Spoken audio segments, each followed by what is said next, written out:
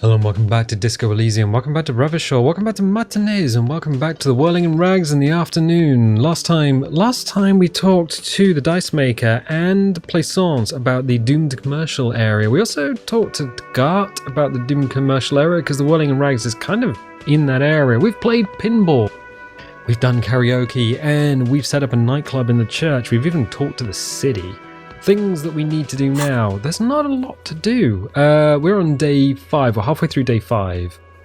We need to inspect Klaasje's Buoy. We need to make Titus give up Ruby's location. Offer figurines to Dolores Day. We need to take on La Responsibility. Alright, fine. Split a kilo with Kuno. I don't think we can do that because Kim's taken all of our drugs. Call your station's Lazarus. We haven't done that. We haven't found the murder weapon. And we haven't found the armor pieces. And we need to buy the foul pants from Kuno. Maybe we can do that. Alright, let us talk to Titus. Ooh, okay. Yeah, we can absolutely do that. It's you again. What is it?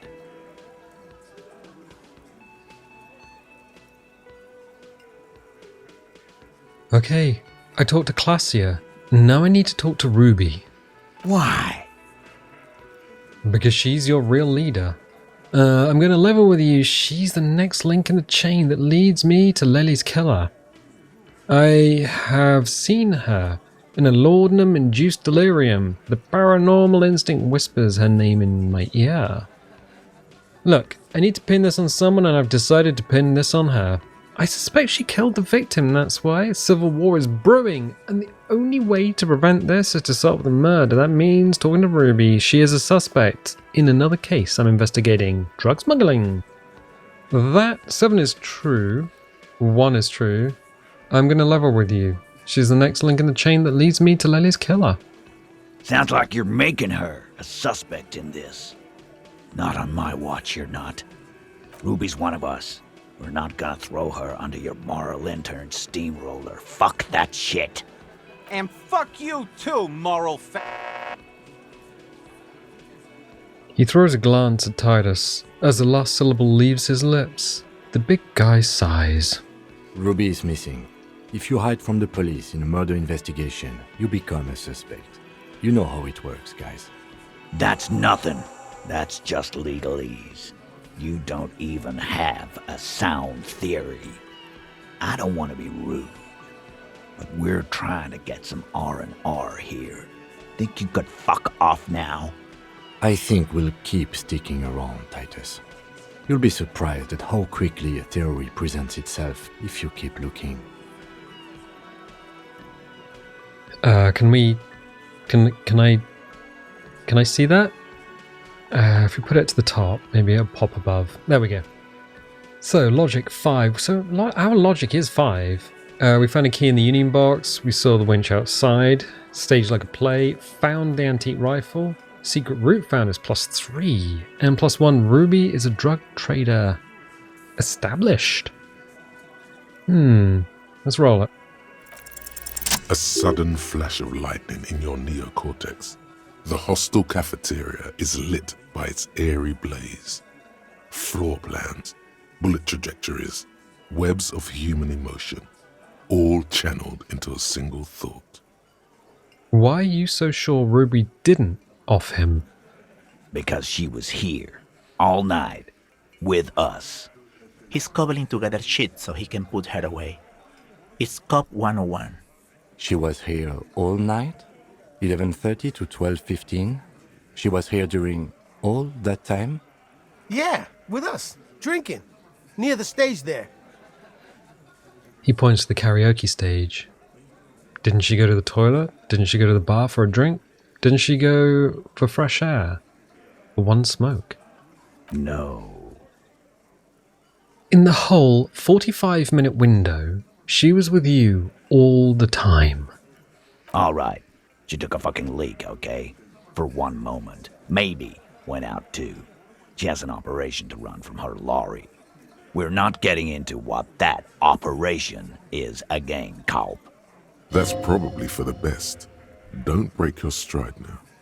And just 'cause she was gone for 5 minutes doesn't mean she magically got to the roof and shot him. I've been through this. It's not plausible. All right, we're in. We got Ruby unaccounted for sometime during the window. This was crucial. Now let's place her on that roof. You got his attention. Now don't ruin it by making weird claims. Remember, you can still mess this up. You do agree the shot came from the roof, right? A skilled Sambo artist could have climbed the outer wall like a spider. There's a secret route in the kitchen that leads straight to the roof. Have you noticed the winch out back on the outer wall of the whirling? There is a secret route in the kitchen that leads straight to the roof. How? He looks sincerely curious. Through what looks like an abandoned pinball workshop. People say there was a pinball arcade here, sometime before the hostel. What was it called, Theo? East Delta Pinball Arcade. Weird place. Went bankrupt. Okay, but how'd you get up? There's no room for a staircase in this building. Or an elevator, for that matter. The elevator is outside the building. It's an old dumbwaiter used for moving pinball machines up and down from the workshop. Good one, Kim. Or from there, door leads straight to the roof. You can just step outside. Ruby could have gone up, shot him, come down. All under 7 minutes. That's quite the theory. We need to have a look at that secret passage, boys. I'm on it, boss. Right when the law clears, me and Angus are going up there. It's a dumbwaiter, not an industrial lift. How about I go instead of... Just now. You got something else to back this route up? Or is that it? There were pinball machines in the workshop, still operational. Right. What the fuck does that got to do with Ruby?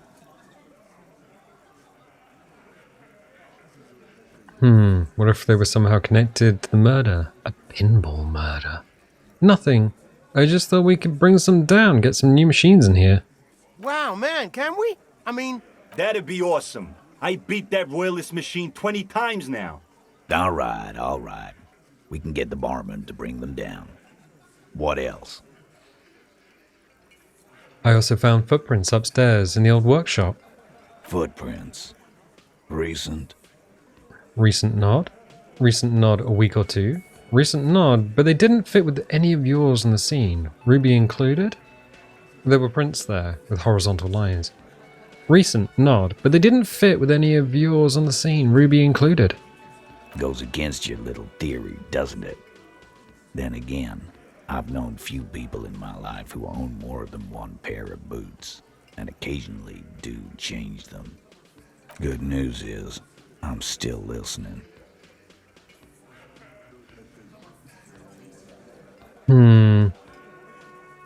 So, we're not going to go with the Sambo artist. We can get him to agree that the shot came from the roof. Have you found me? You do agree that the shot came from the roof, right? Why not? You can't draw a straight line into Klaasje's window from any of the surrounding buildings. Not from what I know about Martinez. Maybe from the coast. But like I said, I've been too busy dealing with you idiots. So no, I don't think it was a sniper. It was close up. Guess what? Remember that key I found here? Point to the window. I don't like guessing, Cole. No one does. It opens the steel door in the kitchen, the one that leads upstairs to the roof. This key was right here, with you, all the time. You didn't find it, but Ruby did. That's how she got up there.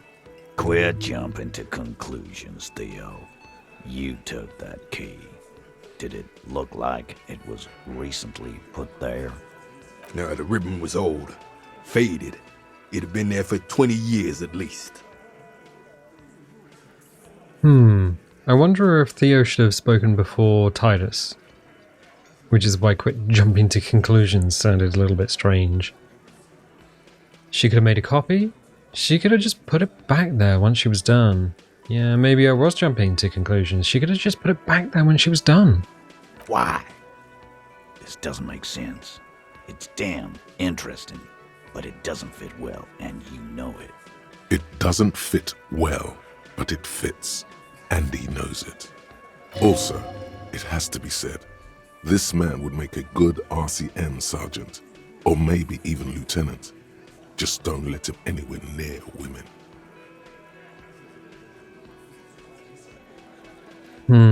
Have you noticed the winch out back on the outer wall of the whirling?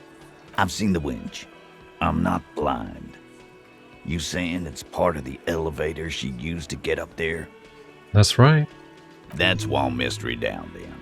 An architectural mystery. Doesn't much concern Ruby, does it? He knows it's something. He's just not ready to say you knew more about Ruby than he does, yet. Have we firmly established Ruby could have had access to the roof where the man was shot? Firmly doesn't go well with could've. There's a route to the roof. Me and the boys need to check it out. That's what we've established. But a route does not put that bullet in his head. A gun does that, and Ruby doesn't carry one. Phase 2, murder weapon. Get a gun in her hand. If not that, then at least a shadow of a doubt, in the shape of a gun. I've already established Ruby's running drugs. She could have smuggled guns too. I've analysed the bullet that killed him. It was jacketed. Show them the antique rifle. There are weapons like this just lying around in matinees. The local pawn shop sold my lost gun to a woman. Maybe it was her. No, we've established that it's not, because we got the gun back from the pigs. Show them the antique rifle. There are weapons like this just lying around in matinees. That looks antique. A Belle McGrave. It's inoperable. Where'd you get it? There's a cellar under the bookshop. It was hidden there, with others just like it. 20, maybe 30 rifles, Titus. Also broken, but still, there were too many. And there must be other caches too. God damn it. We need to close that dump down for good. Okay, I see your point. There are guns lying around. Damn it. I thought we'd found all the old spots. Why was that still there? We just missed one. Ruby doesn't know this place, boss. Just these cops digging up shit. I've analysed the bullet that killed him. It was jacketed.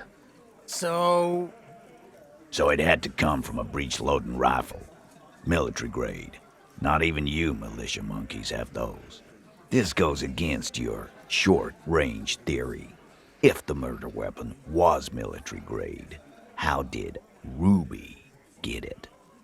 Wait, did he say you don't have big guns? No, just say you're honest with him. Don't challenge him. Screw honest. You just showed him a breech-loading gun. Interesting. You wouldn't believe the shit we have at the RCM. I just showed you a breech loader that any child could have. Just because it's rare doesn't mean you can't get it. I'm being upfront with what I know. You're right. I'm never solving this case. It's too complicated. I just showed you a breech loader that any child could have.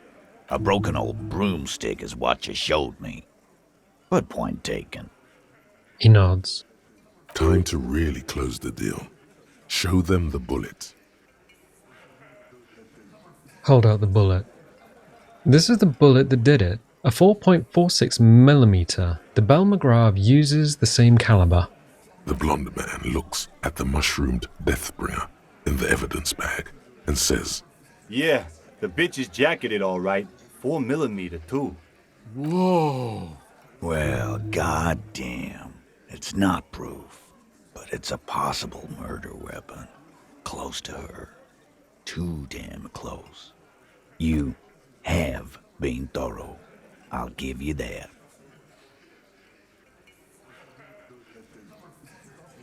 Do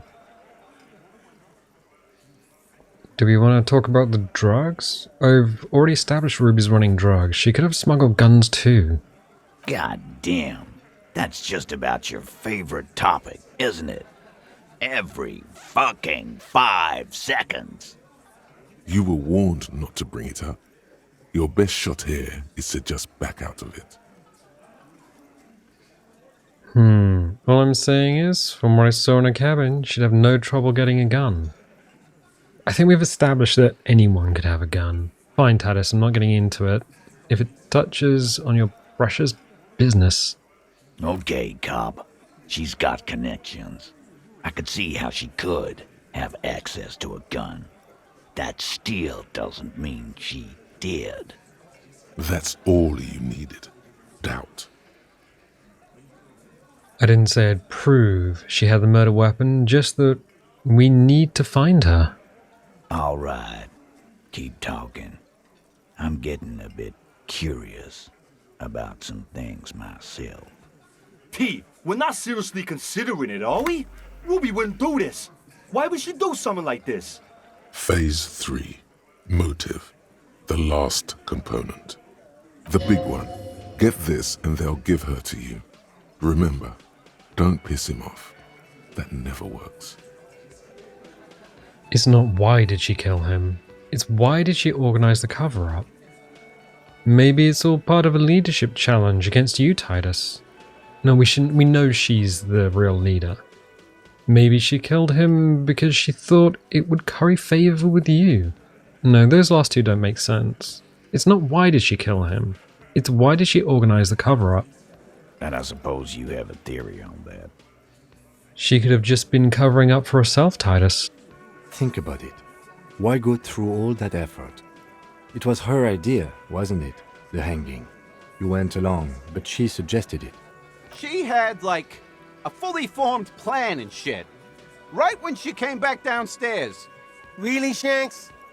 Klaasje wanted to talk to another girl, that's all. She was just the first one up there. I could have come up with that plan if I'd have been first. Time for a logics demonstration.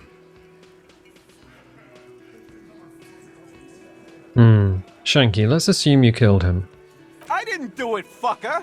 It wasn't my plan. You probably did, though. It's just a thought experiment. Think, Shanky. You killed him. You got up there, shot him, cut down.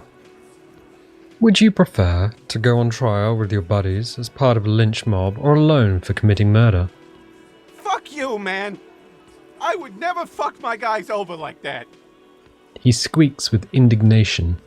She didn't either. She would never do that. Why aren't more of you defending her? This is fucking stupid, Titus. Glenn, I thought the same thing when she skipped town and left us in this shit. Oh, so he didn't rule her out completely. And she skipped town. This is good. Titus, you have to see it. Things don't add up. We need to talk to her. Silence. He looks around the room. The old man in the corner nods. A very small nod. And a trickle of tobacco spit on his lip. This is the only option he cares for. Yeah, I see it. There's one more thing I've been wondering about. Ever since you asked me where she is. Add it to your list of suspicions, if you want. I don't know where she went. She just got up and left. Got real scared, too. Wouldn't tell me where. However hard I asked. Want to know why? Why? She was afraid I would tell you. Maybe she was right. By now, I probably would. She knew there's evidence on her, and she knew we'd find it. This is typical suspect behavior, why fleeing is always incriminatory. Perhaps. Ask her if you find her. It won't be easy, though. She made sure of that. When did she leave? Friday afternoon, when you first arrived. I got word the RCM was in town. Then she came in to see me. Told me she was leaving. That's when we had our little conversation. What was she scared of? I told you. You. Me, personally. Yes, you. The cop with the sideburns and the disco clothes. And a hole in his heart. That first. What? Me personally? Don't forget the funny tattoo.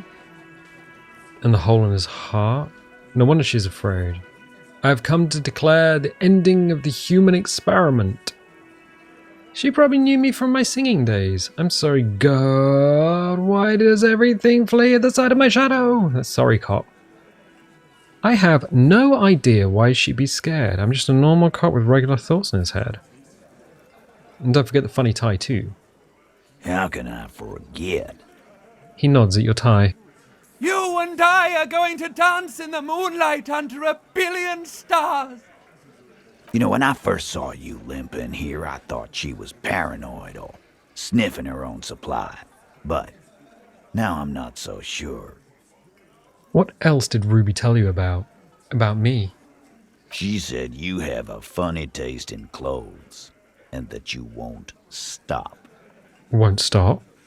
Until you have something on her.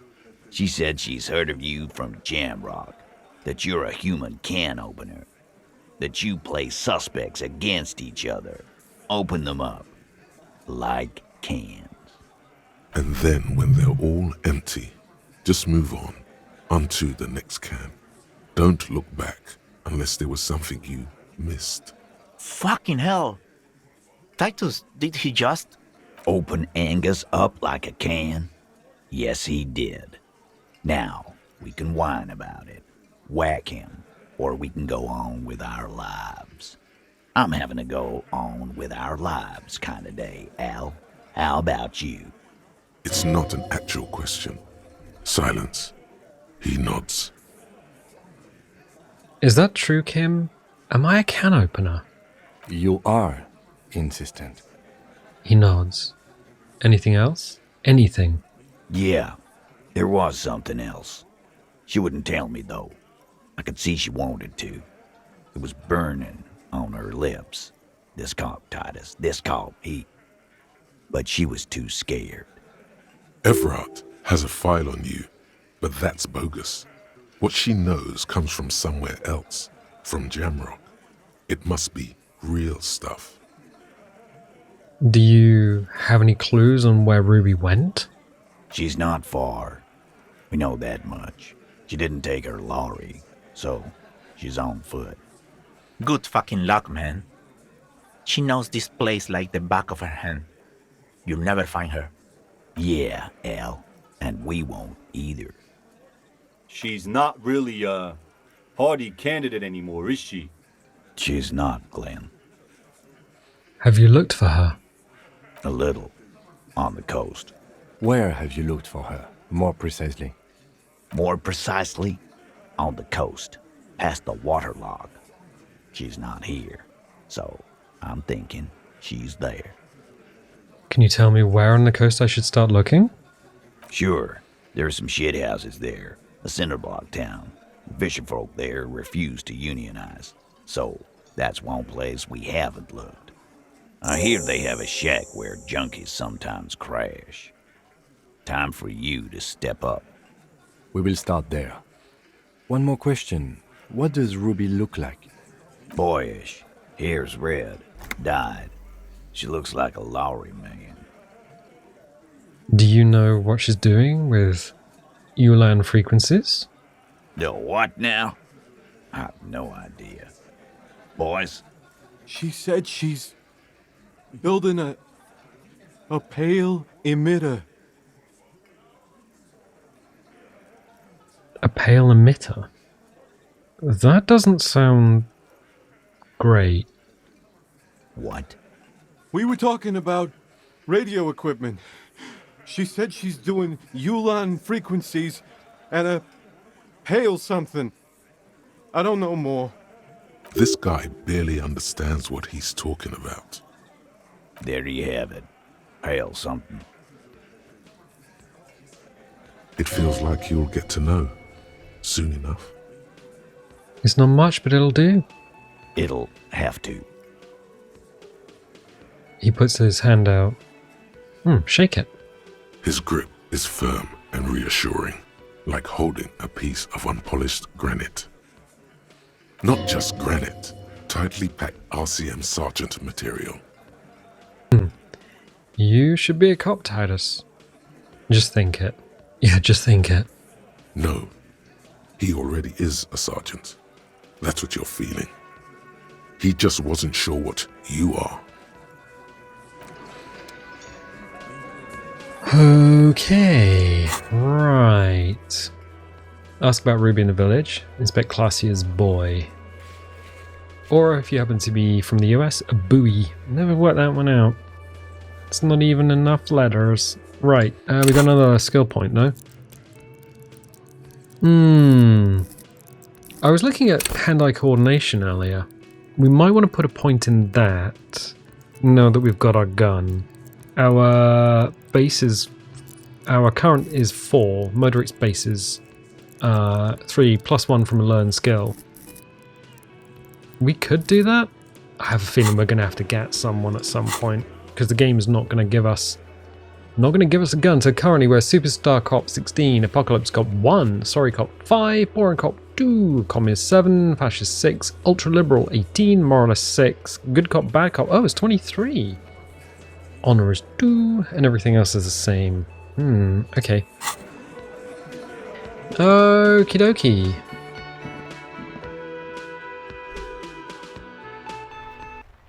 So let's see if we can buy the foul stuff off the coon. Below the grime, a dark neon poster reads, Van Eyck totally transcendent. Oh, there are Van Eyck posters in the world now.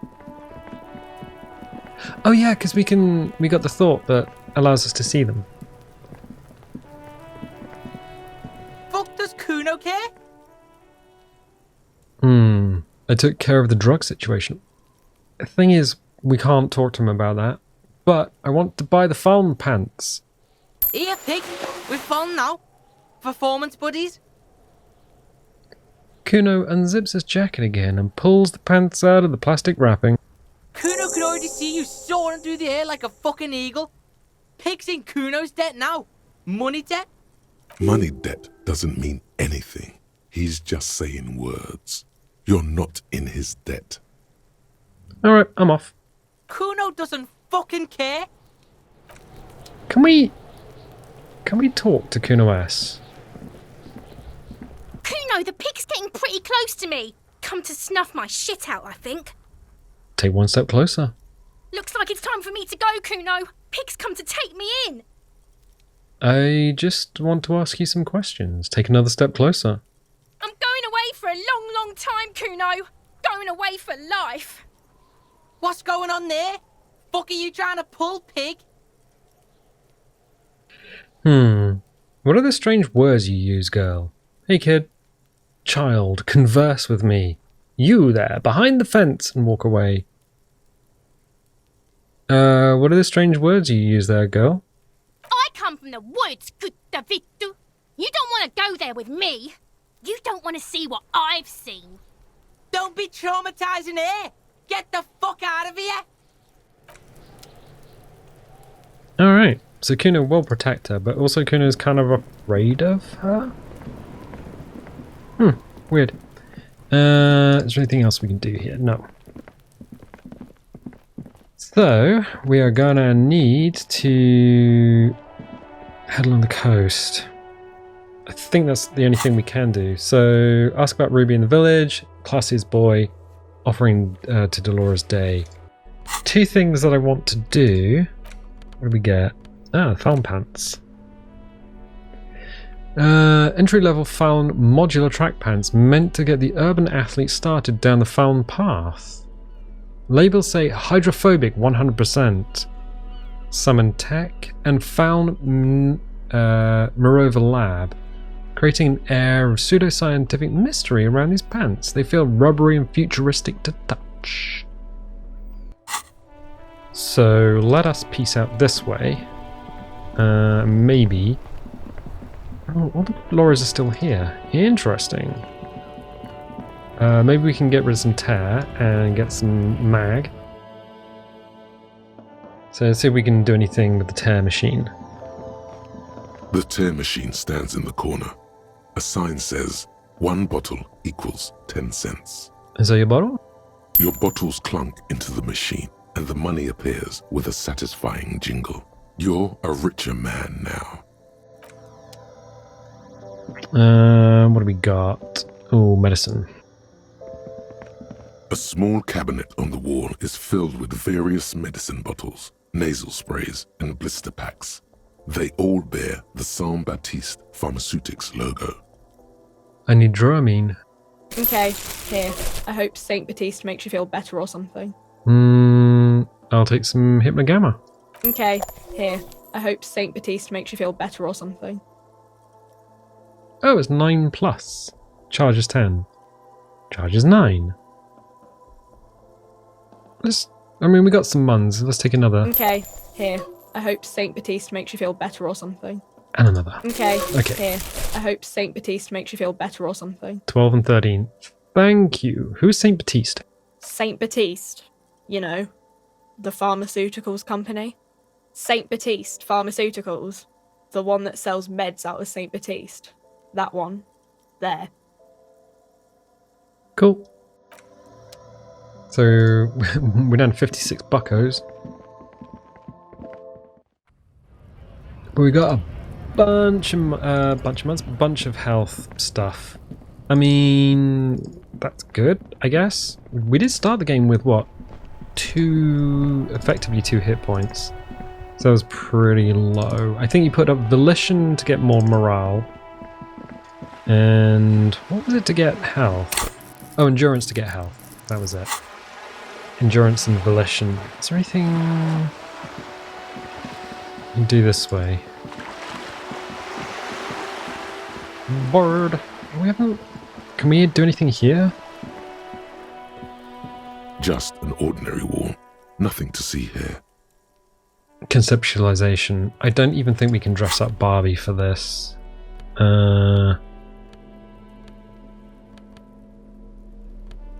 Maybe not. What color is it? Visual calculus. It's probably teal, I should imagine. Reaction speed, hand-eye coordination, -1 encyclopedia. Oh, interesting. +1 to Inland Empire and +1 to Volition. Oh, well, the tire actually already gives us +1 to Inland Empire. Which is probably why it talks to us. What was this conceptualization? Wow. Do we literally not have... Oh, +1 conceptualization. Yeah, we have a shirt, so it is teal. That's going to be very, very difficult. I think we would need to go into Art Cop to think about that. Oh. An old poster hidden below new ones. Arno van Eyck, 49. The Palaceum. I just wanted to see if... Oh. Oh! Went to the village on the coast, officer. See you there, Joyce. Says the note on the post. I want to see if Joyce Messier was there. We can have a little chat with her, but... Okay. She seems to have moved. Oh, what's that? Let's go back this way. Bonk. Sounds like an obscure live performance in a dirty underground bunker. Alright.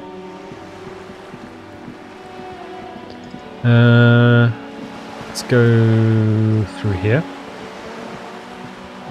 So we need to go to the fishing village. It's 12:58 on day 5. Oh yeah! I hadn't even noticed the street lamp is the one that's for sale in Bird's Nest Roy's place. All of these things. So I'm just going to check. We have 98 out of 100. Okay, if we look at that, does that give us more XP? A message has been carved into the wall. Trance Nation, Ike Nation. 99 out of 100. Yeah, so those are actually giving us XP. I think that's from a thought in our thought cabinet. Etched into the wood, barely visible. Remember the rest is lost to time. Eat. Alright, so we've got an extra skill point. So we could do hand-eye coordination and then hold a skill point for something else. Hey, birdie, how are you? What are you doing there? Officer, care to play a game with the lonely old man? The jolliness is gone from Gaston's face. Actually, never mind.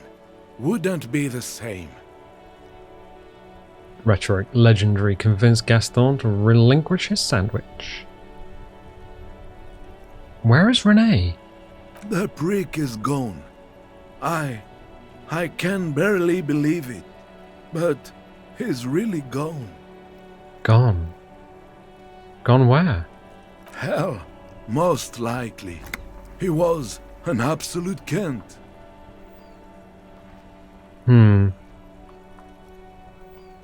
Was he really that bad? I repeat, an absolute cunt. Even his old army buddies didn't want him around. He was like an old viper. The only people who could stand to be around him were Jenny and me. She saw something in him when we were just kids and she never lost sight of it. And I thought if the most beautiful being in the world can love him, then there must be something worth holding on to. How did he die exactly? His hungry little heart finally gave out. The dock workers found him in the guard booth this morning. Wasn't even supposed to be working for another week, but he just had to prove how tough he is. Did he feel like he has to prove he can still pull his weight? Doesn't need handouts? Guess he was about to head home, 'cause when the dock workers found him, he was wearing civilian clothes and not the Kuketu uniform I saw him in all the time. Sometimes I thought he was wearing it just to piss me off. Now the joke's on him, 'cause he's gonna be buried without it.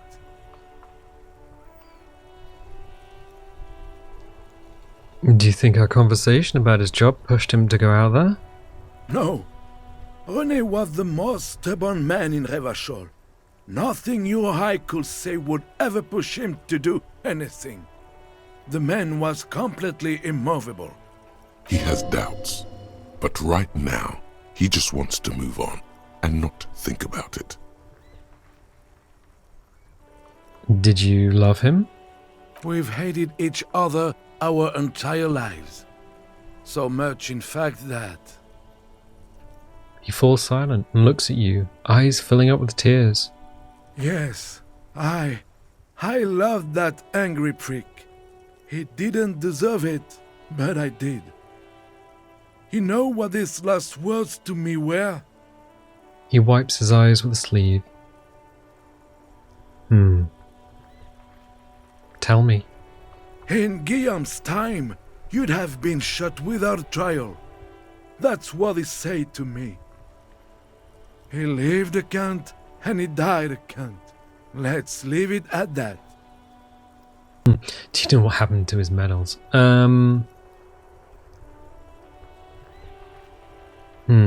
Here, something to remember your friends by. Give him the photograph of René and the girl. Let me see. This was 60 years ago. We all went to that parade. Young René looked so happy, and Jenny... His eyes blur with tears.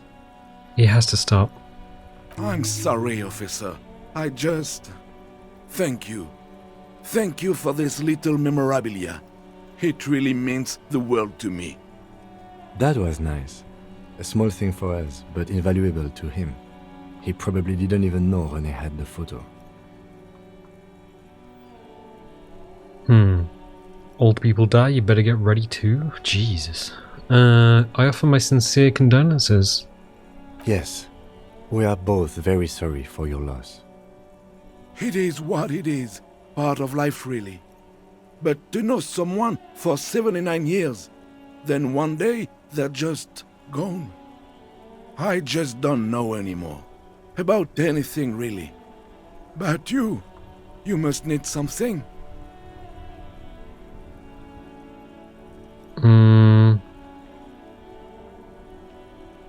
Too bad Renee's gone. I was hoping to ask him about Maybelle's Hold Out the Flower. René wasn't really what you'd call a botanist, officer. And believe me, he didn't like Insulindian lilies. Wait, Insulindian lilies? That's their old name, dating back to the time of kings and crests, and all that other stuff he loved so much. Why didn't he like them? There were many reasons, but mostly it was the communals. They called them the Bells of Revolution. A sad smile passes his face. I guess in the end, the Insulindian lilies were just another piece of the whole Insulinde. The royalists had to surrender to the Mazovian insurgents. It doesn't really matter anymore. But you feel the dried flower in your hand somehow still does matter, although not to this sad old man.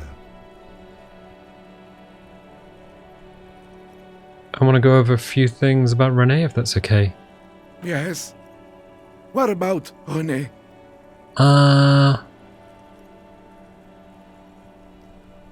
Okay, no, I don't want to ask it. Sincere condolences.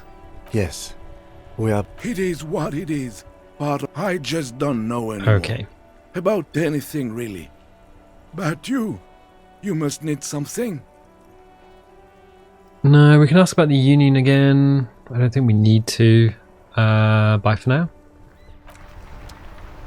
Did that change any of our stats?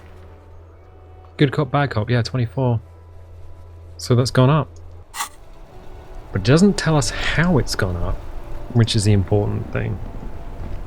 Right, speaking of this, Ruby in the Village, Klaasje's Buoy, figurines, okay. We've done the coon thing. Oh, the low rumble of a bass beat. Your heart repeats it. I wonder if there's anything else in the city that we can see. Anything here? Nope. So as we're going around, we're seeing... Oh, we're picking up Arno van Eyck things, because we have the Arno van Eyck thought, which is giving us, like, one XP each time we do it. Then we got... Oh. Faint smell of soldering, melted insulation, nylon and ozone. So every time we get one of those, it's 1 XP! There's a little house here, isn't there? Is there anything in here that's new in terms of thoughts and thought bubbles? I'm probably going to go with no. Yeah. Anything inside? No. Oh, there is a barrel on the outside, though. Oh, plastic tear. Oh, let's take all of that. And then peace out. We've got, what, 20 cents worth of plastic tear? So that's decent. So, in some countries in Europe, when you buy soda... We've gone all the way up here. When you buy soda, or beer or something... The ice just off the coast crackles, shifting. Is this because our perception's a lot higher now? Yeah, when you buy something, whatever it is, a drink in a can or a bottle, you pay an extra $1 on top of it, and then you get that money back when you recycle it. So you put it into like a recycling machine and it gives you the money back. Just to encourage people to recycle. But you have to put the whole can in. So we can ask... Ooh, we're going to start on pier. Let's piece this way. Hey. I see you haven't left our little Martinez yet. Still running around. Like some kind of cross-country law official. This place is kind of growing on me, you know? Aye, but don't let it grow too much. This is not the place to settle down. Now, what's on your mind, officer? I'm looking for someone else, actually. Oh? Who? I'm looking for a suspect who might have stayed in this neighborhood. Okay. When did this person stay here? Very recently, over the past few days. She might have arrived on Friday. Oh. I've been out on the sea for most of the past week. The weather's been good for fishing, so I usually start at 4 in the morning. Really? Yes, that's the optimal time. Got to make the most of the calm. I've been sleeping like a corpse after. The sea really takes its toll. Now I'm just waiting for the wind to settle to get out there again. Sorry I couldn't help you out. Maybe I can help you find someone else. That's it. I'm not looking for anyone else right now. Well, how can I assist you then, officer? Why would we tell her about the That's my motor carriage in the sea, by the way. Point to the sunken vehicle. Oh. That's good to know, I guess. Why is it in the sea? I wasn't feeling it. It was an accident, I'm sorry. I got drunk and apparently drove it in the sea. An official investigation has been launched by me to determine just that, Mom. I don't know. I got drunk and apparently drove it in the sea. This calls for a funeral, if you ask me. You are suggesting we honour the carcass of my former motor carriage? No, that's senseless sentimentality. Inanimate objects don't have souls. I'm actually in the middle of a murder investigation right now. Are you suggesting we honour the carcass of my former motor carriage? Aye. Feels deserved, don't you think? Falling in the line of duty like that and all? I don't think they have funerals for motor carriages. What an odd thought. Maybe I should. Why odd? Our things are a part of our life world. They're made with our human sweat and they share human history. We should care about them as we care about humans. To some extent, at least. Alright, I'm in, but organising a funeral takes a lot of time and effort, doesn't it? Oh yeah? You won't even be able to get it out of the water before early June. And where are you going to bury it? Who to invite? What music to play at the wake? Take it from someone who's been through a few funerals. It's easiest to just leave them there and let nature take care of it. That's all we have time for right now anyway. Come back here in June and see how you feel about it then. It's not like it's going anywhere. Let's focus on things we can actually do, alright? It's a pity we don't get to do more frivolous side activities like rejuvenate the doomed commercial area or... Yes, that is a pity. But for now, let's focus on the things we do get to do. Like the murder investigation, for example. You like the Capri funeral idea? I'll be seeing you. Kim liked the Capri funeral idea. Can we talk to Kim? Yes? I want to talk about you. Ooh. What about me? Tell me a secret about yourself. No.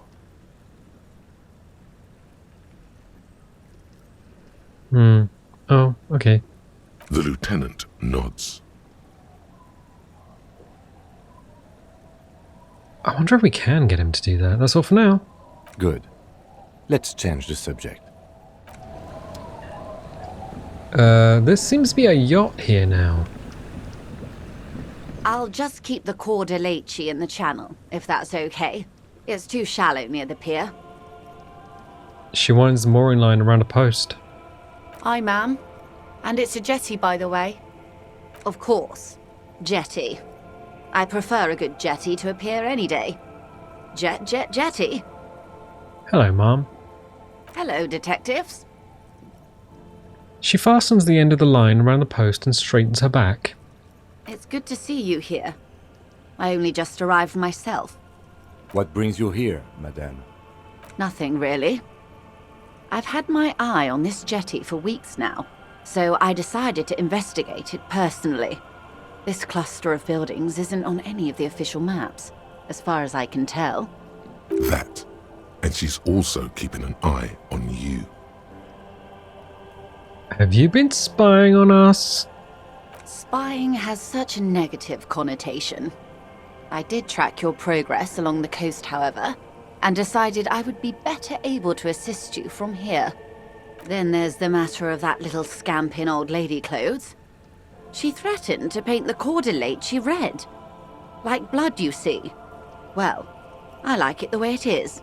White. What is this? Destruction of property? Hooliganism? Elder abuse? And who is this scamp, anyway? Who is this scam? Want me to look into it? No need. Lillian and I are getting on much better. For one, she appreciates the concept of rent. So, how do you like it here? How do I like it? She casts her gaze towards the village. Slush melting on the cinder blocks. Construction work left half-finished 10 years ago. Water drips down eaves of Eternite. The jetty below her feet creaks to the tune. The smell of salt and dog shit in the background. It's pornographically poor. The street has no name. All the men are dead or missing. And is that the carcass of a motor carriage over there? She squints her eyes. Fortunately for you, madame, the RCM is on the scene. All right. Politics time. Let's react. Real men, real politics, real thoughts in your head. You're right to be scared. This is all your fault. You're in no danger. The working class have no idea what's happening to them. Try not to be scared. This is just how the real city looks like. The place is doomed either way. Don't worry, I got a sword to show it. Perhaps you shouldn't have. I sort of liked it on her. She leans against the railing, looking up at the grey sky. Above you, there forms a quilt of alto-cumulus clouds, twisting into each other. The wind tugs and stretches them over the bay. Their cloud shadows slide over the ruins of Revachol West. Wherever they pass, the temperature drops slightly, but perceptibly. It's early spring, and the rains are coming. An officer enters a low hut of stone and wood. Inside, weapons are piled against the walls. Rifles with splintering stocks, and swords, tens, if not hundreds. They're antiques, says Lieutenant John, the archetype McCoy, to his partner. They're digging them up from the catacombs now, fixing them. Old caches from the revolution. The children carry them up. Come May, the streets will be flooded. Outside, the wind rattles the loose hatches, flooded with cheap weapons in angry hands. Have I told you how they discovered this place? The wind picks up. Her raincoat flaps in the gust. This fishing village? This island? This isola? This isola? Yes, in Cielinde. No, you haven't told me how they found it. Well, your condition has left you no worse off than most of these people. The literacy rate is around 45% west of the river. 50 years of occupation have left these people in an oblivion of poverty. Oblivion. That's so me. Say nothing? 45% is around where I operate. Things are getting better though. I knew you would sympathize. Most Revacholians will never know what this place means. Our home. This island of matter. Or why they were ferried over in the first place. Remind me to tell you one day. For now, how can I assist you in this new location? She corrects the scarf around her neck. Tell me now. We have time. Tell me something else. Well, it was good running into you. Yeah, tell me now. We have time. Do we? He glances at his watch. It doesn't look like he does. I hear you have singled out a suspect and are in pursuit. This is cause for cautious optimism. I would not want to delay you. This story she will tell only before she leaves Martinez, at the very end of her stay. Maybe there is something else I can assist you with, while you're hot in pursuit? Thank you. That's all for now. Okay, neat. How many points? We got 3 skill points. Yeah, one's going in hand-eye coordination. Boom. We could actually put 2 in there. I'm so sure. Ready, aim and fire. That's what it's called. Info.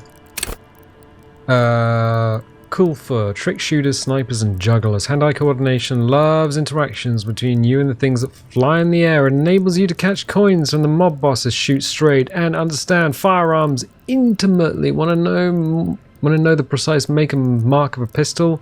HE coordination's got ya. Want to shoot someone with it? Ditto. At high levels, hand-eye coordination makes you deadly. Supposing you have a weapon in your hand, but once you do, hand-eye coordination will... Oh, HE coordination, huh. Will compel you to take the shot, even if it's not the best approach. At low levels, however, you'll be even more of a disaster in waiting, because when the guns go off, and they always do, you'll probably hit the wrong target. So I think we need that fairly high. So motoric space is 3, learn skill is +2, and we slapped another one. Oh, learn skill is +2, so it's 3 plus the 2 that we've got in there. Okay, fine. Fine. And we've lost the photograph. Alright. Lady. Our tenant, the policeman. I hope the waves don't keep you up at night. What can I help you with? Have you seen a red-haired woman named Ruby around the coast? Nay, I haven't seen anyone lately. But you know who I'm talking about. This is my little cinder block town. I know what goes on around here. She's being evasive. She knows something. There was a murder in Martinez. She might be a suspect. We would appreciate your help. Would you now? I know how this world works, and it doesn't work when people tell on each other. This isn't about the Union, you know. You don't have to worry about retaliation. This is like when that man locked himself in the woodshed. We just need to help her come out. You know something? We're here to help. Yeah, we're here to help. Aye, that you are, Dark Omen. Help yourselves and your organization. Help the storm clouds gather on the horizon. She shakes her head. I see, you know something, but you've decided not to tell us. There's not much to tell. People come and go. Now, was there something else? I see, ma'am. I hope you don't mind if we look around anyway. You should look around your shack. Maybe she's rented it out to others too. Okay, goodbye. Let's have a little look in the shack then. Our perception's pretty high. Our perception's pretty high. As you look at the floorboards in this corner of the shack, it's clear one of them isn't quite level with the others. The edge of a floorboard next to it looks scratched. Move the board aside. Hollow space underneath the floorboards is dark and damp. You can barely make out the mixture of sand and sawdust below. What's in here? Nothing particular catches your eye. Looks like more reeds. There might be something hidden inside the sand though. Something bad. Someone's night thoughts. A last resort. A bad idea. Search through the sand and sawdust. You stick your hand in and start combing through the sand. Dry, not like outside. Fine dust. And then something hard wrapped in paper. What is it? A small cylindrical object. You pull it out. A bullet. A 9mm bullet, to be exact. Fit for all muzzle loaders of that caliber. Like your own Villiers pistol, for example. This bullet isn't for a breech loader, like the murder weapon? The floorboard isn't interested. Maybe the washerwoman is. You have enough to confront her with. It's extra ammunition. She's locked and loaded, ready to fight some cops. Holding the bullet, you get the feeling this isn't ammunition against you. It's for herself. Oh. So...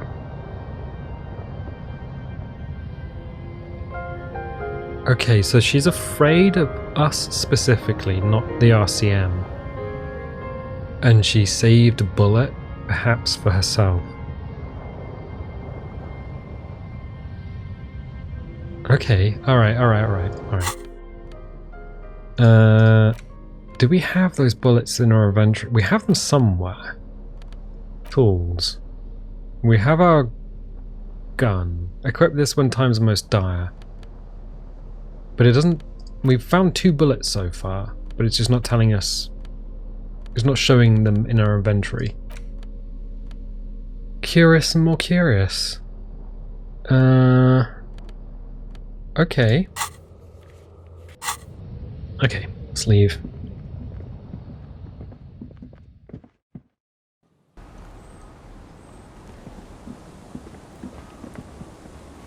Our tenant, the policeman. I hope the waves don't keep you up at night. What can I help you with? Why was there a bullet under the floorboards of your shack? Damn that girl. She mutters softly. A bullet? The lieutenant turns to you and gives you a little nod, then turns to the washerwoman. You didn't put it there, did you? She did. Gone and hid things in there? She's usually a good tenant, and not a stupid one either. You rented the room to her? Yes, I let my room to that Ruby girl. She speaks slowly, wringing out a rag after a long silence. Her hands move into the water bucket. Some water sloshes over the edge. As I've done before when she's been in trouble or just looking for solitude. I've made it clear. We welcome all kinds of people here. When was this? She came last Friday, left on Monday in a hurry. What has she gotten herself into, that girl? She seems genuinely worried about her previous tenant. She's seen her hiding out from trouble before. But this seems different. That's for the police to find out. Right then. Please answer each question to the best of your ability. I'm sure we have a few. You said she left on Monday. Yes, early with the dogs, around 8 o'clock, I think. She probably heard the lieutenant's Kanema drive by, and it woke her up, just like it did you. Kim, she must have heard your Kanema. Yes. That is a downside of having a 130 kilowatt engine. It lets the bad guys know when you are coming. His voice is tinged with pride. Is the room exactly as she left it? I cleaned it, like I always do. Was there anything else in there? No. What is she like, Ruby? She's good company. Knows how to talk to an old woman. At my age, you don't get a lot of quality conversation. So I really appreciate that about her. She rubs her cold hands together. Did she talk to you much during her last stay? No, she was mostly silent this time. Kept to herself. What do you mean? She tried not to let it show, but I could tell she hadn't come to fish. Usually she likes to cast a few lines, but this time she mostly stayed in her room. Why do you think she left the bullet there? How would I know? She's a gruff one, but not violent. She doesn't go around toting a gun. She looks back towards her shack, thinking. You could ask her about your hunch, that it was a desperate measure. See if she thinks Ruby fits the bill. I have a possible explanation in mind. Aye. Do tell. It's an exit plan. Exit from what? Her life, the world, this. Spread your hands. The lieutenant stops writing for a moment. He looks at you, then at the old woman. No, she's a fighter. Did she have any technical equipment with her? Like radio stuff? Not that I know of, though she was into nice music. She once showed me a few mixtape milieux she'd made. She brushes her forehead with the back of her hand. Water drips to the ground. All Although I guess she was pretty handy with the mechanical and technical stuff. Even fixed the heater in the shack. You should be thankful for that. She may simply have kept the equipment elsewhere. Where did she go? I don't know. Further up the coast. She tried to leave quietly, but the hinges on that door screeched like a cat in heat. Woke me up. I heard her rushing in those heavy boots, heading up north. You'll never find her, you know. She knows the coast like the back of her hand. You only just arrived. I wouldn't worry about that, ma'am. We are persistent. This is a cool moment. It needs a cool thing to be said. Say the cool thing. Let's rock with our cock. Sorry, what? Further up the coast we go then. But this place is huge. She's a needle in a haystack. Wipe your brow, man. I was really hoping she'd be hiding in this village. Are you sure she didn't go somewhere more pleasant and less wet? Yes, it's going to be too much work for you to find her. Better for you to stay here. Get a nice cozy fire going in the heater. What? The failed electric mural. You feel like you should go look at it again. Step closer this time. Okay. One thing, officer. If you do find her, please go easy on her. She looks around. The air is getting colder. She really means it. It's an honest plea. She's a good girl. Whatever she's gotten herself mixed up in.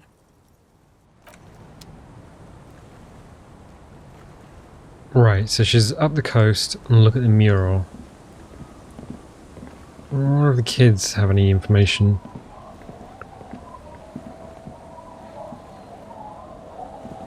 The scruffy-haired little boy kicks a stone while the other watches him do it.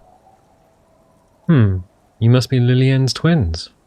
This one doesn't say anything, kicking the concrete with his worn-out sneaker. Lily's our mum. Explains the other one, tongue still lolling out of his mouth. I already said that. The stone kicker laughs suddenly. His head is too large for his shoulders. The other one laughs as well. Maybe there's some kind of reason why they're laughing. An interesting reason, somehow tied to the case. What are you laughing about? The boy stops laughing and looks at his toes. Oh, okay. So now he's shy.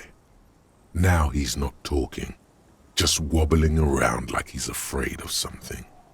You will never get an answer. That's how it is with these little idiots. Children are stupid. Is little Lily your sister? Point to the house. Yes.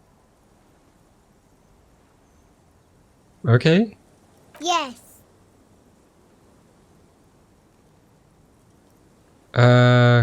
Kids, have you seen any bad people around? What bad people? One of the twins looks up, his mouth slightly open. I don't think questioning 4-year-olds without their parents present is going to crack the case, says the lieutenant. Then we're definitely doing it. Children are stupid. The scruffy-haired little kid laughs as though in agreement. You're stupid. The other one tells him suddenly very serious. Okay, how about the policeman asks you something else now? I'm just gonna leave now. I'm gonna leave and not talk to you anymore. Bye. How about the policeman asks you something else now? Okay. No, we have to peace out. Okay, bye kids, take care. Interesting.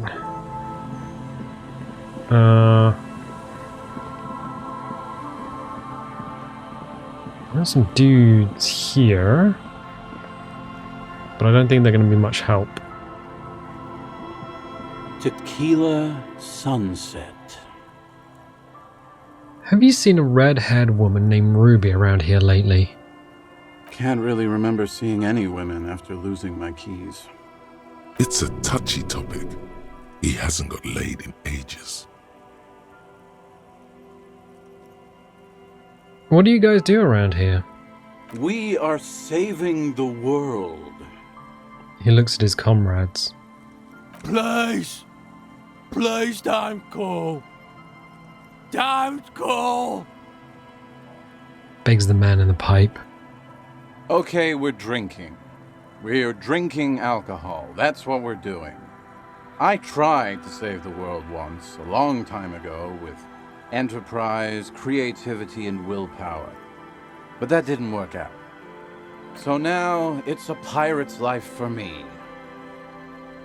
Idiot doom spiral. I am ready now. I've seen it. Tell me the story of Tequila Sunset. Mm-hmm. Let me take a sip to moisten up my chords. Tequila Sunset rolled into Martinez last Friday. And by Tequila Sunset, I mean you, the man, the myth. Wait, did we meet on Friday? Hey, let's not jump ahead of ourselves. This is your story. Stop interrupting. He takes another sip, then continues.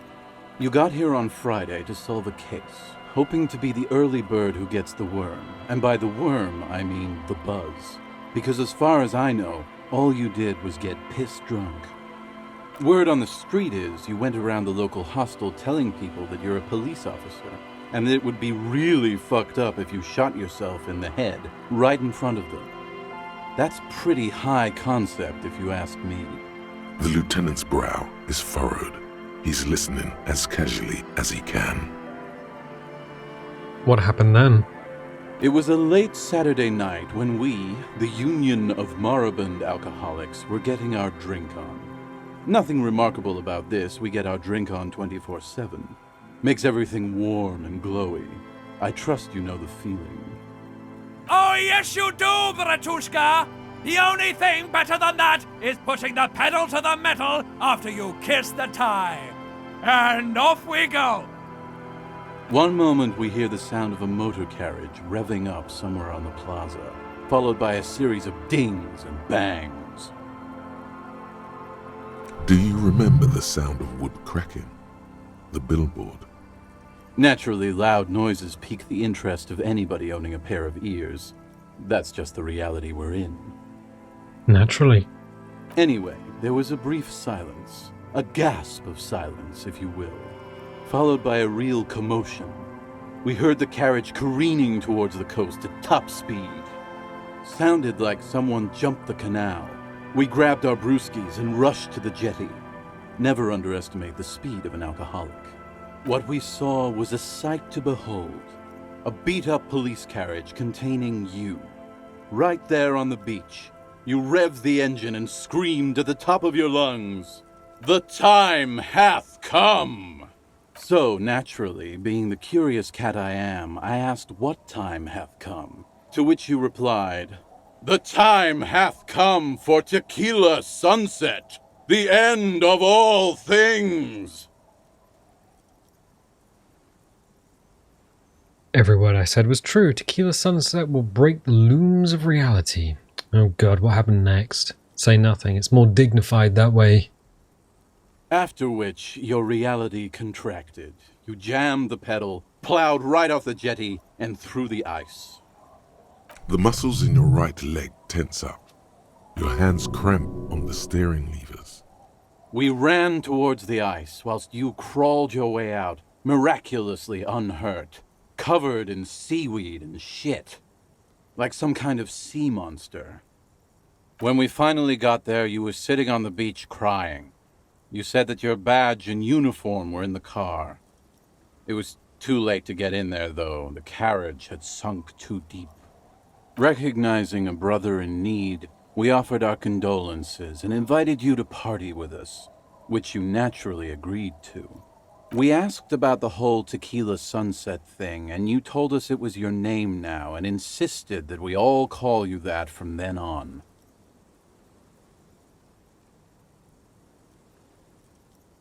Wait, so Tequila Sunset So is Tequila Sunset an event or a name? I'm not sure. I think you were the event. Tequila Sunset. You know, as opposed to a tequila sunrise, which is long gone. My real name is Harry. No, that's just what your mother called you. Your real name is Tequila Sunset. Just embrace it, brother. How long did we party for? Hours. It was an all-night drink-a-thon. Then, at some point, I think it was Sunday morning, you got belligerent and wanted to talk about Revacholian women. How they're beautiful and also whores and so on. How one of them fucked you real bad. After a short while, you crossed the event horizon, looked sullen, got up, and left without saying anything. Wow, that's quite a story. Yeah, I bet Tequila's a fucking legend around the precinct. You must be proud to work with him. If you only knew. Jeez. Let's heal the morale up by just smashing some mag in front of everyone. Did I tell you anything specific about this person that fucked me? Did I mention losing anything else? Did I say anything about my colleagues? Did I say anything about the case? Politics? Did you get a read on what kind of cop I was? Did I tell you anything specific about the person that fucked me? You were pretty vague about it, but you kept saying you got fucked real hard, and that we've all been fucked too. Please, don't open that door. Jesus, this is painful. No one's fucked me. I do the fucking around here. Abigail! It seemed pretty painful, to be honest with you. If I had to guess, I'd say you're still working through some shit. Did I mention losing anything else? Beside your gun and your badge? You said something about your hope or heart or something. To be honest, the details are a little hazy. In retrospect, I guess you lost your motor carriage too? That's a big one. Did I say anything about my colleagues? You told us that they were a bunch of fucking losers whose main interest was cramping your style. It's more like you were cramping theirs. No specifics, though. It was more about you that night. You were the star of the show. Did I say anything about the case? Yeah, you said it was no biggie and that you'd solve it in no time. And that you didn't need anyone to do it. You're doing it solo now.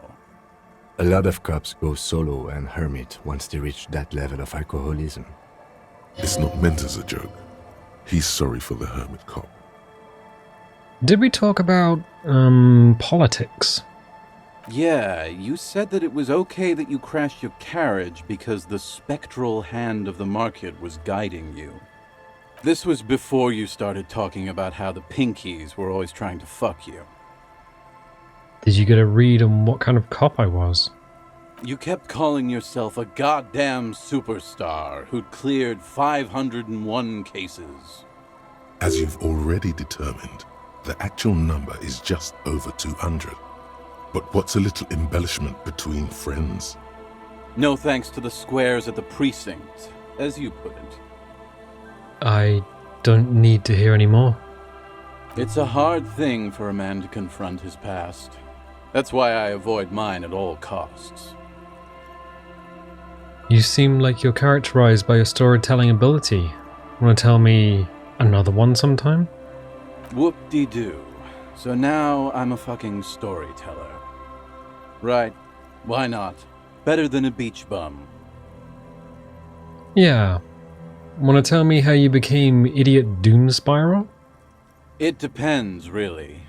Are you willing to help me out? What do you need? Booze. Did you already forget our party? The thing I relayed to you earlier. So, have you got anything for good old Idiot Doom Spiral? A bottle for a story. Seems fair to me. Here, I've got a potent Pilsner. Not much, but it will do. He grabs the bottle from your hand and uncorks it immediately. Hey, Spiral Boy, you gonna share that? One of the other bums interjects. Don't call Abigail! Shut up, guys. I'm telling a story here. Something happened to you. Something happened to me, too. My actual name is George, but around here, you already know.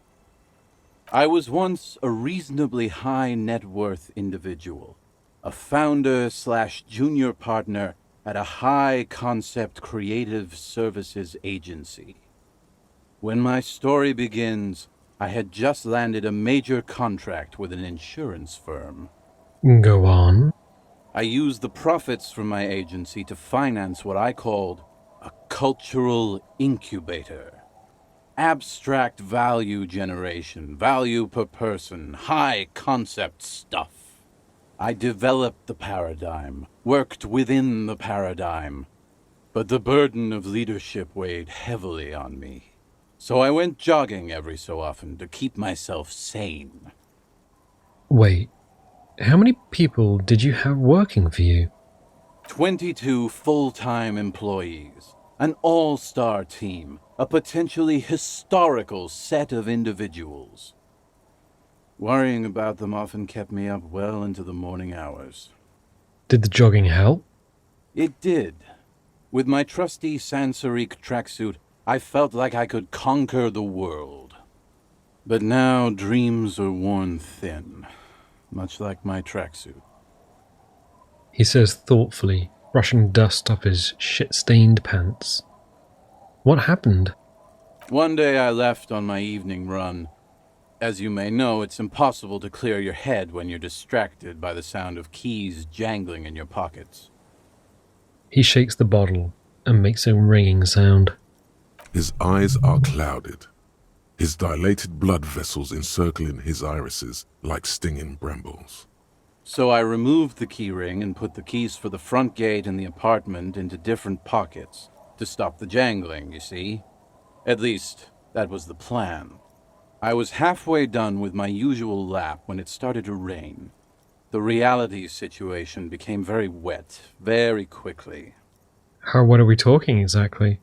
Wet, okay? It was raining really hard. There's a trace of derision in his voice. I made my way back home and discovered that I didn't have the key to the front gate. I'd mixed it up with the key to the letterbox, which was useless. Naturally, the situation required me to climb over the gate, which I did. There was no climbing down because I slipped and landed on my ass. Ouch. Ouch indeed. Reality was looking rather grim just then. Me lying on my ass in a mud pit in the middle of a heavy shower. But when life knocked me down, I always got up. So I made my way across the yard. Standing in front of my apartment door, fumbling with my pockets, I realized that I'd also forgotten my apartment key. You gotta be shitting me. I wish I were, Tequila. I wish I were. Instead of my apartment key, I'd taken the key to the office. Okay, so what happened next? I rang my neighbors' buzzers. It was late, and most of them didn't even answer. Those who did assumed I was trying to sell them something and hung up before I could even explain the situation. People are naturally wary of ad men, you see. One moment someone chats you up, 5 minutes later you've bought a box of edible lingerie and a strap-on. I don't begrudge them, especially since I was known to be one of the best. He pauses meaningfully. What the hell do you make edible lingerie out of? Or is it licorice? Nobody likes licorice. Heavy is the head that wears the crown. Just then, I experienced a moment of clarity. I still had the key to my office. I could wait out the storm there. But when I reached my office, I remembered that I'd asked one of my producers to change the locks that day. And since I hired only the best, he'd already done it, and I couldn't get in.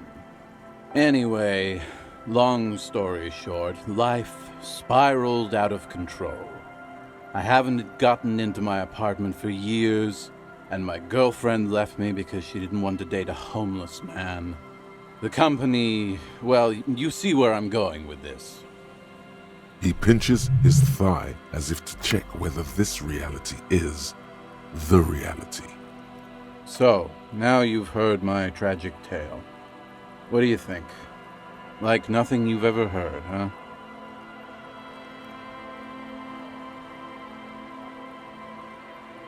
There is this black point in the world, a hole. It's already claimed an entire commercial area. Maybe you're another one of its victims. This would explain a lot. I always believed it wasn't my fault that I ended up homeless on the beach with these two bums. He looks at his partners with a glint of sadness. God bless them, though. I'd be alone without them. Anyway, that was all the story one bottle gets you. Almost empty, this one.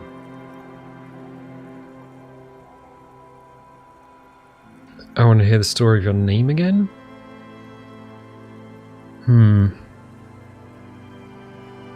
Have you got any more stories? Why do you keep losing all your stuff? Good fucking question, Tequila. If I knew the answer, you think I'd be hanging out on a beach in this formerly premium but now extremely dirty two-piece lycra tracksuit? I used to own my reality situation. My business buddies and I had our own creative services agency. I had a nice apartment, an even nicer piece of ass. But somehow it all got away from me. Now I can't hang on to anything. Just last week I stole this nice new jacket, but then I lost it too. The only things I haven't lost are these two drunks. You of all people should empathize with this. Perhaps this lost jacket is something you could help with? Okay, what was the name of your agency? My agency, man. The Boom Boom Room. Our concept was combining high art with the lowest forms of marketing. The color red, breasts, and oil painting. I convinced my partners to reinvest some of our profits in an even more high-concept cultural incubator called Thin Air. The artists were happy, the clients were happy. I was financing a group of poets in East Revachol who were developing a new universal poetic language. But then it all went to shit. He looks toward the bay. If it sounds like it makes no sense, that's because it doesn't. Man, mixing high and low, commodifying culture, that's extremely my shit. Right, okay, never mind that I asked. That's so high concept, I have no idea what it means. Mixing oil painting and breasts to make ads isn't high art, it's just cynical wankery. Well, you know, sex sells. That's the first rule of advertising. Maybe, but it's still tired. Yeah, actually you're right. Let the market sort it out. No need for me to regulate this stuff. Yeah, actually you're right. That's what's so cool about advertising. It's kind of like art, except you can also get fucking rich doing it. What's up with the tracksuit? What? You've never seen 100% lycra before? Go on, feel that primo material. The man extends his arm. Touch it. Pretty nice, huh? This might be one of the last of its kind. Should probably be in a museum, honestly. He takes another sip. Good God, it's nearly impossible to describe how dirty this texture is. It's like rubbing two jellyfish skins together. You feel about 15% less human for having touched it. Randomized trials have also found lycra, TM, to be associated with a number of exotic, highly malignant cancers, so you also have that to look forward to. Oh yeah, every time we succeed with Encyclopedia we get $2. And then there's the smell, but you don't even want to think about that. Wow, you're lucky. He never lets me feel it. That's because your paws are fucking filthy, Rosie. We're right next to the bay. You could wash them any time. What about the other drunks? My fellow members of the Union of Moribund Alcoholics? They're exactly what they look like. Hey, tequila! You want to buy some speed? Shut the fuck up, Rosemary. He's a cop, remember? I thought he was a cool cop. Don't call Abigail. And this is Abs. So yeah, that's basically us. We drink together. What's this about a lost jacket? Tequila, it's a verifiable tragedy. It was practically brand new. Sure, it didn't really go with my lycra threads, but it did itch a lot less. Say, you're a detective, right? Maybe you can help old Doom Spiral out. Solve the case of the missing jacket. What do you say, Tequila? You mean this jacket that I discovered on the boardwalk and had cleaned on a whim? The man examines the jacket for a moment, a look of consternation on his brow. Nah, this isn't it. Found? That's medium concept stuff. Totally not my style. So you're saying there's another lost jacket out there somewhere? It's a big world out there, Tequila. Lot of lost jackets in it. Don't know why you'd think this could possibly be mine. Hey, Doom Spiral. Ain't that the jacket you stole the other week? Not on your fucking life, Rosemary. What's wrong with you people? Like I'd be caught dead wearing fawn, like some low-concept bicycle courier. Tell you what, Tequila. Why don't you just hang on to that one? I'll get another jacket. Someday. Oh, secret task complete. Find idiot Doom Spiral's jacket. Plus 10 XP. At least you got a nice jacket for your troubles. The lieutenant shrugs. Have you got any more stories? I do. But as you can see, my fuel tank is running quite low. If you catch my drift. He spins the bottle in his hand. Not a single drop of liquid remains. I've got some sweet Commodore Red. Classy. He snatches the bottle and pushes the cork in through the bottleneck. The tale I'm about to tell you is an urban legend particular to Martinez. That said, I first heard it from a former bicycle courier in Koran. There are many variations on the basic story, and the details often conflict.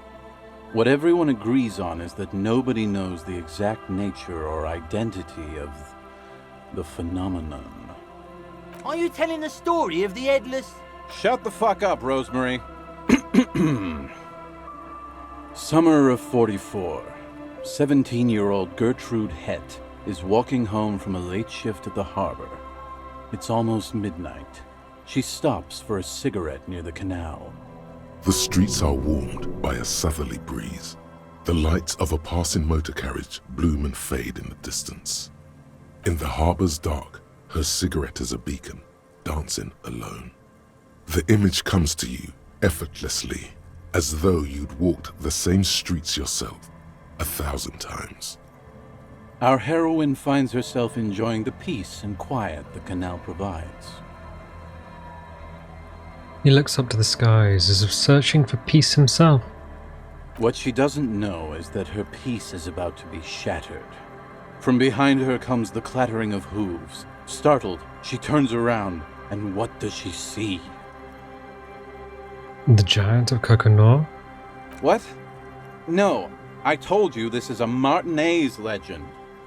It's a man with no head on his shoulders, wearing a fawn tracksuit, searching for the legendary fawn cap that went missing when he lost his head. Wait, I thought the headless fallen rider rode a bull. Show him the figurine. I thought that he rode a headless pig. The lieutenant says with a little smirk. Well, there are many versions of this story, the most peculiar of which has the headless fawn rider riding on the back of another headless man. That's super spooky. Yes. According to legend, young Gertrude Het had to endure years of psychotherapy before she was able to look at a horse or tracksuit again. And she's one of the lucky ones. He takes a sip from the bottle. Gertrude Het may have been the first to witness the headless faun rider, but she wasn't the last. Oh no. Tell him about the two feminists by the locks. Fuck, Rosemary, they were dating. No one said they were feminists. Everyone always misremembering this stuff. This wouldn't be the De Ponte Delgado case, would it? What? You know it? I've read the case file. But please, go on. Right. Early autumn of 46. Ulla de Ponte and Eva Delgado are fishing near the waterlock long after the sun has set. The wind picks up. A sky already dark now blackens. Water starts falling from above. The first cold rain of the season. Two women stand on a small outcropping of rocks. One of them is wearing a purple raincoat. Thin lines reach out from the rods into the sea. Small droplets start appearing on the surface with increasing frequency.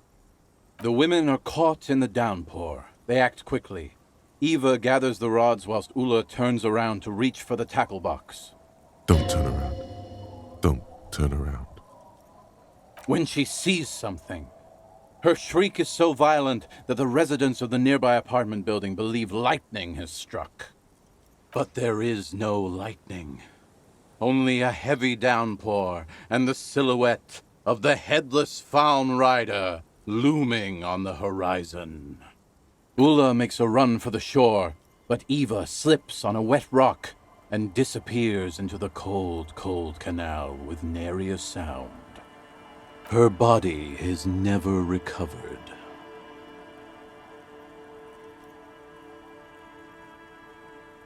What did the case files say, Kim?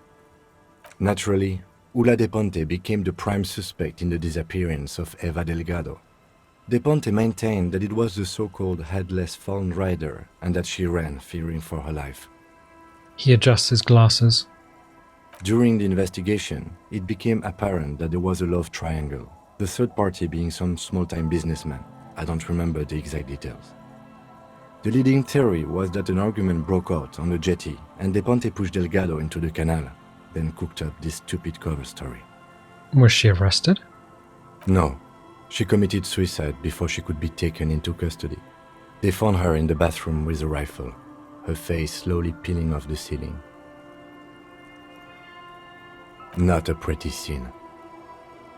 Man, that's some grisly detail. Oh well. Here's to another case closed. He takes a hearty swig from his bottle. Anyway, that's the story of the headless faun rider.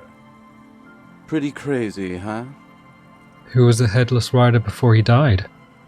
Well, Tequila, that's part of the legend. No one knows for sure. There are a couple of possibilities, though.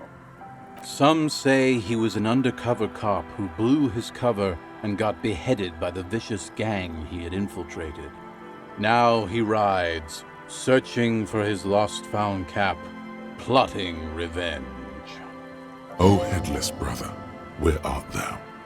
Others claim he was a professional jockey who veered off course during a steeplechase, ended up in somebody's backyard, and got decapitated by an exceptionally taut clothesline. Even decapitation couldn't stop his commitment to the sport. Are you that committed? Personally, I think he was just some guy who hanged himself from a really tall tree, and the fall was so violent that his head came clean off. Coincidentally, at that exact moment, a horse happened to pass under him, and his beheaded corpse mounted it, where it remains to this day. But then, no one really knows. For some reason, this does strike you as the most plausible theory of them all.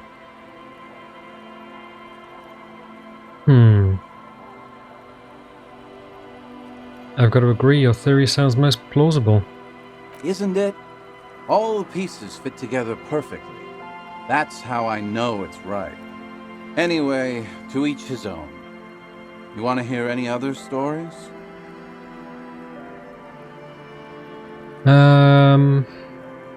That's nothing. I've got an even crazier story. I've already seen some weird shit on this case. A headless jockey in a tracksuit fits right in.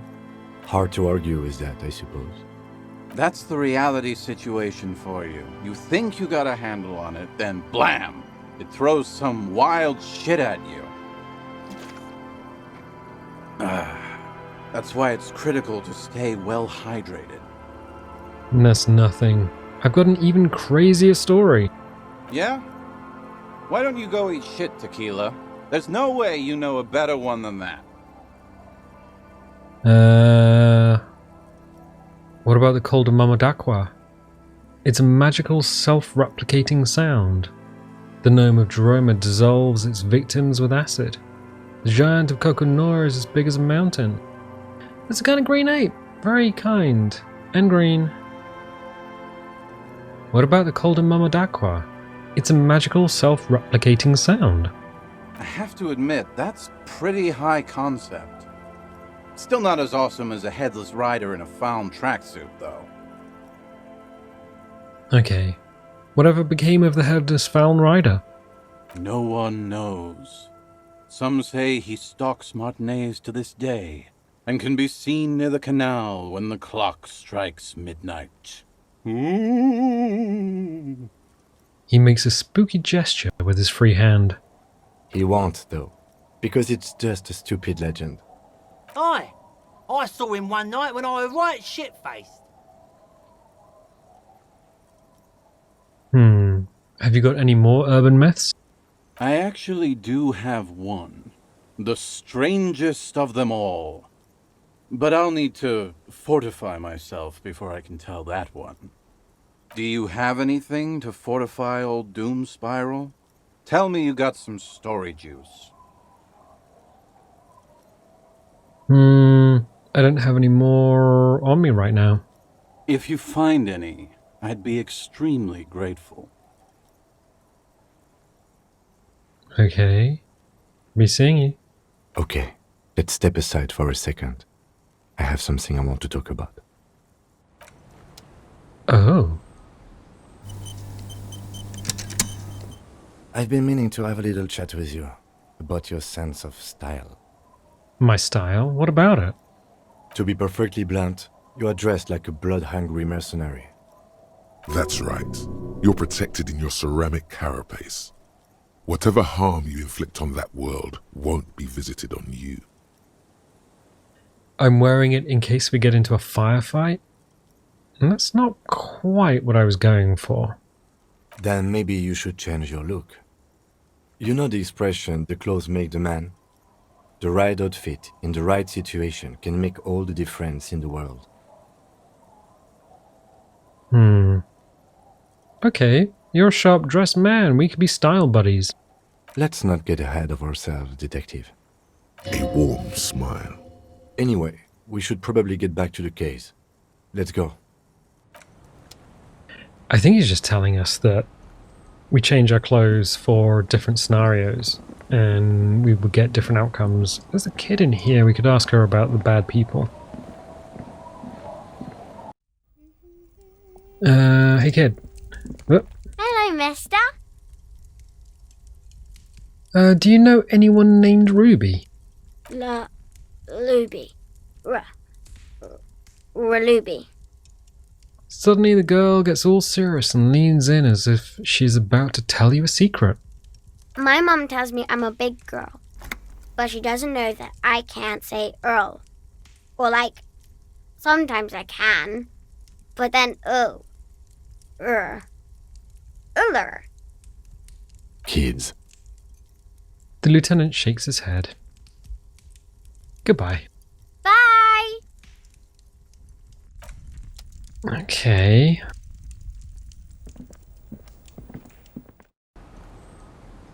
Alright. So talking to the drunks was actually kind of interesting. I'm gonna be honest. That was a lot more information than I was expecting. We had some more information on the headless found rider. How do we get across? Oh, there's a little plank there. So we need to go and find the coast. Find the buoy. Oh, hello. There's a slit in the concrete here. A sewer. The light vanishes inside the concrete slit. The structure goes deep under the earth. Yell ho into the slit. What's in here? Kim, any idea what's down there? No idea. Could be connected to one of the buildings around here. Think we might find Ruby down there? We might find her down somewhere. There's an old storm drain system beneath Martinez that's mostly collapsed. Revachol sewage system has been built and rebuilt 4 or 5 times now. In conclusion, she could be under any building. But not in there. I hope not. Okay, alright. We just got stuck for a hot second. Right. How do we get here? Double click. I'm gonna try using the phone again. That seemed to go quite well last time. Oh no, is it this way? No, that way's the end of the pier, isn't it? I'm gonna zoom out a little bit. Oh, we can zoom out quite a bit, actually. Go around. Oh, there's a thing. Look, there's a way in on the roof.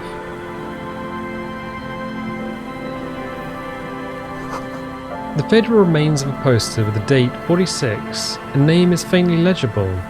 Arnvek. So there's this, which... You see a once bright mural towering above you. The signage has peeled off over the years, but you can still make out Feld Electrical R&D. A slogan used to intertwine with the loops a long time ago. Now, only a shadow of peeled letters remains. It says, "Tomorrow is just a whisper away." Step closer. Above the mural, a collapsed roof, broken windows set in walls that are cracking and will soon also fall, and the coastal breeze rustling and sighing in the remains of the edifice. There's something in the wind. Sometimes the only way to go forward is to fail first. Could Ruby be in there? In there? She could. Or she could be in the identical room over there, or in that boat shack, in that church tower maybe. Why single out this one building? Holy crap. Shivers Impossible 20. Let's move that to there. Okay. Found the empty trap. And Lena's true story. Went on a date. Made that awful call. Oh my god, so the phone call actually counted. Confronted the pigs, established the nightclub, discovered the anomaly, death notification, and found the jacket. So much stuff. That's all the stuff we've been doing in the game.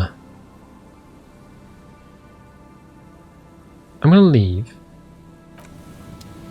Because I want to go and inspect the buoy on the coast. Let's do that. Let's do that first, see if we can actually find it. Was it? Oh, yeah, there's something here. There it is. Could this be the buoy Klaasje told you about?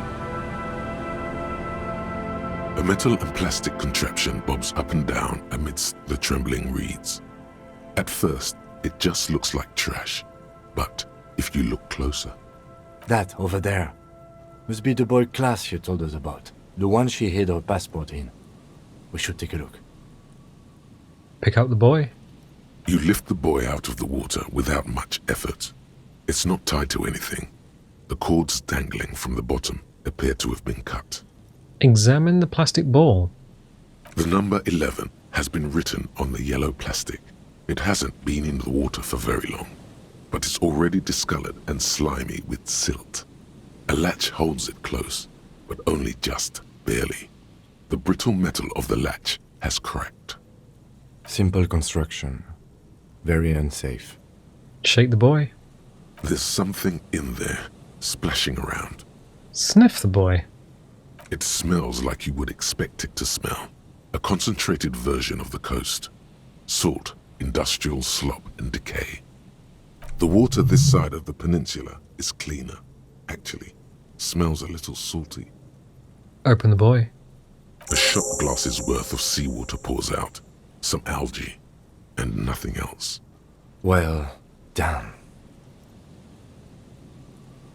We're lucky it's still here. A little longer and it would have floated away. We still got here too late. There's nothing of use here anymore. No documents. Who do you think took them? I have no idea. The lieutenant taps his foot, frowning. This is a minor quirk. We know what was in the buoy anyway. Or think we do. This is a small loose end, either way. Not important, I hope. It must have been Klaasje's enemies, which means she's in danger. Maybe Klaasje took them herself? Could this be related to the cryptozoologist and the little expedition? I have no idea. Do you have any theories? Maybe Klaasje took them herself. That may very well be the case. We should keep an eye on her. Nothing more for us to do here. Let's go. You could ask the miss what she thinks. Later, if you have the time. Though you doubt she'll tell you much at this point. Let the empty buoy be. Okay. It's interesting because we do know about the world. So these huge concrete items which have been lifted in place, they must be to stop like a sea landing back when they were having the revolution. Can we check that?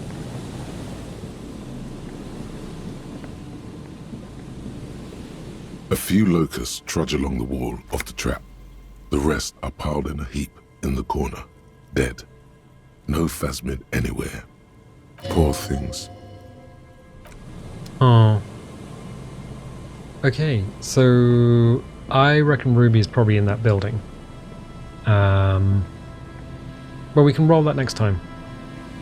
Because we're coming to the end of the episode, so I'm going to say if you like this, definitely leave a little like. Leave a subscribe if you haven't subscribed already. If you want notifications, dingle the bingle. If you don't want notifications, don't click the bell, and I'll tell you what, I'll catch you next time.